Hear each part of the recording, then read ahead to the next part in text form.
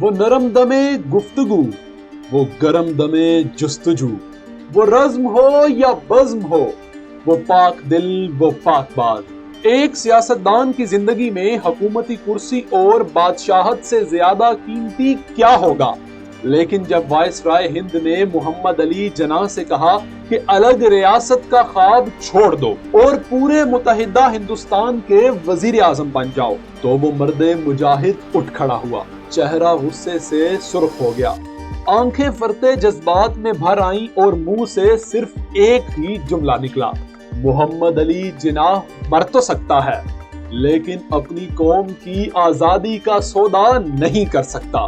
ناظرین، قائد اعظم محمد علی جناح رحمت اللہ علیہ کی زندگی ایسے واقعات سے بھری پڑی ہے جہاں انہوں نے اپنے نفس اور دنیا کی حرص و لالچ کو پیچھے کر دیا اور امت مسلمہ کے درد کو اپنی اولین ترجیح سمجھا۔ ہمیں تو صرف ایک درس دیا: کام کام اور بس کام، لیکن اپنی زندگی میں قدم قدم پہ قربانی دی، حتیٰ کہ اپنی موت کے لمحے تک بھی ملکی معاملات ان کے دماغ میں گردش کر رہے تھے۔ طبیعت انتہائی ناساز تھی۔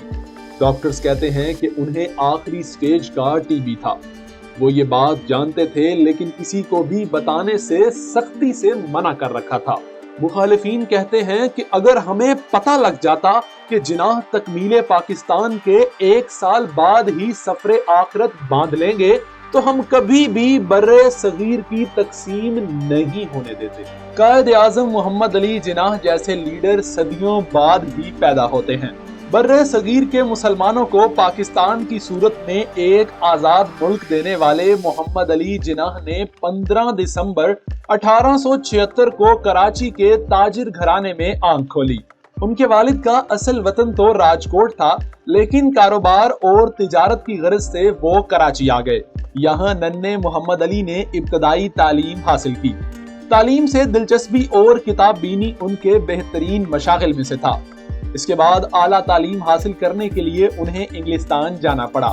انگلستان پہنچ کر وہ بیرسٹر کی ڈگری سے بہت متاثر ہوئے اور تعلیمی اداروں کو وزٹ کرنا شروع کر دیا۔ جناح جب لنکن انڈ میں پہنچے تو داخل ہوتے ہی ان کی نظر دنیا کے بڑے رہنماؤں کی فہرست پر پڑی، وہ رہنما جنہوں نے دنیا کو قوانین سے متعارف کروایا۔ جناح نے لنکن انڈ میں صرف اس بات پہ داخلہ لے لیا کہ اس فہرست میں حضرت محمد صلی اللہ علیہ وآلہ وسلم کا نام بھی درج تھا۔ وہاں جا کر انہوں نے خوب محنت کی اور دن رات ایک کر دیا۔ پھر ایک دن انہیں اپنے والد کا خط موصول ہوا جس میں انہوں نے بتایا کہ ان کا سارا کاروبار بند ہو چکا ہے اور اب وہ جناح کی تعلیم کا مزید خرچہ نہیں اٹھا سکتے، اسی لیے اب جناح کو واپس آ جانا چاہیے۔ خیر، آپ نے تعلیم مکمل کر کے واپسی کا سفر باندھ لیا۔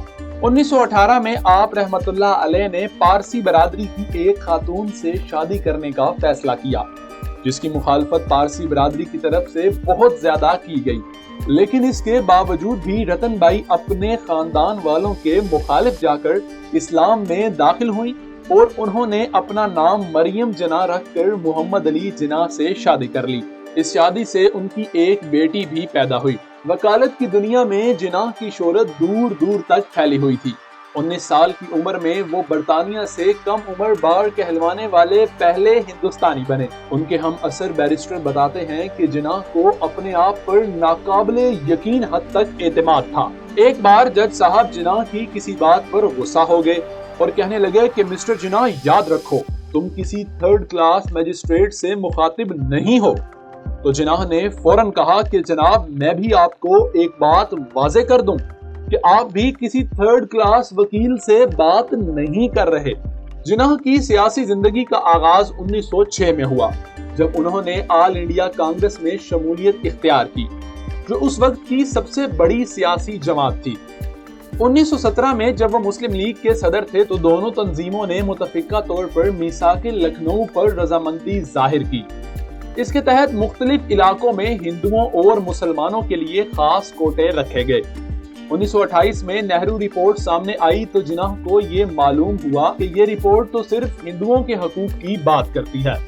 اور مسلمانوں کے حقوق کا تو کہیں ذکر ہی نہیں۔ انہوں نے اپنی قوم کے لوگوں کی نمائندگی کرتے ہوئے ایک الگ رپورٹ شائع کی جو کہ جناح کے 14 نکات کے نام سے مشہور ہوئی۔ ان نکات کے ذریعے انہیں امید تھی کہ مسلم لیگ کے باقی اراکین بھی متحد ہو جائیں گے، لیکن کانگریس اور انگریزوں نے ان کے نکات کو تسلیم نہ کیا۔ خیر، سیاسی سرگرمیاں چلتی گئیں۔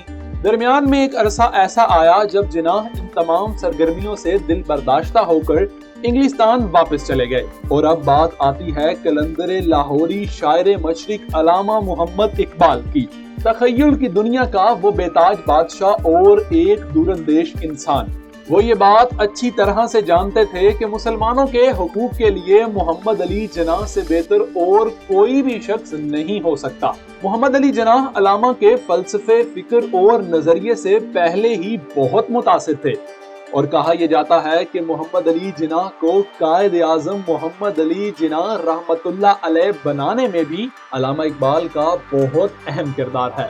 2 جون 1937 کو علامہ نے جناح کو خط میں لکھا کہ آپ بہت مصروف آدمی ہیں، مگر مجھے توقع ہے کہ میرے بار بار خط لکھنے کو آپ بار خاطر خیال نہیں کریں گے۔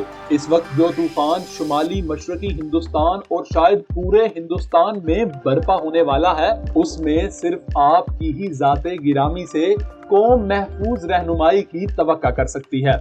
قائد اعظم محمد علی جناح کی شخصیت پر اقبال کے افکار کا بہت گہرا اثر تھا۔ قائد اعظم محمد علی جناح اصول کے اتنے مضبوط تھے کہ وہ کسی کے سامنے جھکنا پسند نہیں کرتے تھے۔ کانگریس کے رہنماؤں کو جناح کا مطالبہ پاکستان کا نظریہ کبھی پسند نہیں آیا۔ جواہر لال نہرو اسے جناح کی تخیلاتی تجاویز قرار دیتے، جبکہ چکروردی راج گوپال اجاریہ نے جناح کے تقسیم کی تجویز کو ذہنی بیماری کی علامت قرار دیا۔ 4 جولائی 1947 کو لیاقت علی خان نے وائس رائے سے جناح کی جانب سے گزارش کی کہ وہ برطانوی بادشاہ جارج سے جناح کو پاکستان کا گورنر جنرل بنانے کی سفارش کریں۔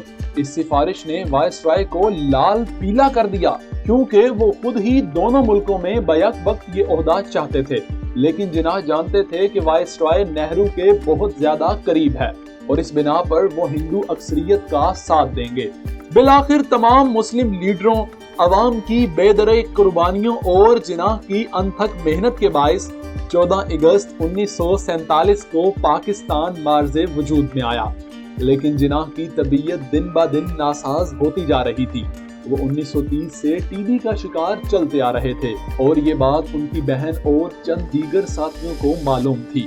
جناح نے اس کا اعلان عوام میں نہیں کیا تھا۔ جون 1948 کو وہ فاطمہ جناح کے ہمراہ کوئٹہ روانہ ہوئے، جہاں کی تازہ ہوا ان کے لیے کافی فائدہ مند ثابت ہو سکتی تھی، لیکن وہاں جا کر بھی انہوں نے آرام نہیں کیا۔ وہ جنون کی حد تک پاکستان کو سہارا دینے کے لیے کام کرتے رہے۔ 9 دسمبر کو جناح کو نمونیا نے آ گھیرا۔ اب ڈاکٹروں نے انہیں کراچی کا مشورہ دیا، جہاں وہ بہتر علاج کروا سکتے تھے، اور ان کی رضامندی پر وہ 11 ستمبر کو کراچی روانہ ہوئے۔ ان کے ذاتی معالج ڈاکٹر الہی بخش کا اندازہ ہے کہ جناح کی کراچی جانے کی رضامندی انہیں اپنی زندگی سے مایوس ہونے کی وجہ سے تھی۔ جب اس طیارے نے کراچی میں لینڈنگ کی تو فوراً جناح کو ایک ایمبولینس میں لٹایا گیا، لیکن یہ ایمبولینس راستے میں خراب ہو گئی۔ تب تک جناح اور ان کے رفقا متبادل ایمبولینس کا انتظار کرتے رہے۔ انہیں کار میں بٹھایا نہیں جا سکتا تھا، کیونکہ وہ سیدھے بیٹھنے کی حالت میں نہیں تھے۔ وہ شدید گرمی میں وہاں انتظار کرتے رہے۔ گرمی کے باعث جناح کے کپڑے پسینے سے شرابور ہو گئے اور ان کے سامنے سے گاڑیاں اور ٹرکیں گزرتی رہی، جنہیں اس قریب المرگ شخص کی پہچان نہ تھی۔ 1 گھنٹے کے انتظار کے بعد ایک ایمبولینس پہنچی اور جناح کو سرکاری گھر میں منتقل کیا گیا۔ جناح صبح کے 10:20 پر اپنے کراچی گھر میں 11 ستمبر 1948 کو پاکستان بننے کے صرف 1 سال بعد اپنے خالق حقیقی سے جا ملے۔ پیر جماعت علی شاہ کہا کرتے تھے کہ محمد علی جناح اللہ کا ولی ہے۔ یہ بظاہر تو انگریز اور بغیر داڑھی والا انسان ہے، لیکن اندر سے اللہ کا ولی ہے، اور یہ ہم مسلمانوں کے لیے کام کر رہا ہے۔ بلا شبہ قائد اعظم کی عظمت کے اپنے تو اپنے غیر بھی معترف تھے، وہ ایک ایسے عظیم قائد تھے کہ انہیں نہ تو خریدا جا سکتا تھا اور نہ ہی خیانت کر سکتے تھے۔ آج ہمیں اپنے قائد کے یوم پیدائش پر ان کے نظریات کو دوبارہ دہرانے کی ضرورت ہے تاکہ ہم اس پاکستان کی تکمیل کر سکیں جس کا ہمارے جناح نے خواب دیکھا تھا۔ یقیناً جناح کی روح آج بھی پاکستان کے بچے بچے سے کہہ رہی ہوگی، بچوں مت انتظار کرو اب کسی قائد اعظم کا، اب میں نہیں آ سکتا، ہمت کرو، آخر کب تک یوں ہی انتظار کرتے رہو گے، اب تم بڑے ہو گئے ہو، یہ ذمہ داری تم ہی کو نبھانی ہے۔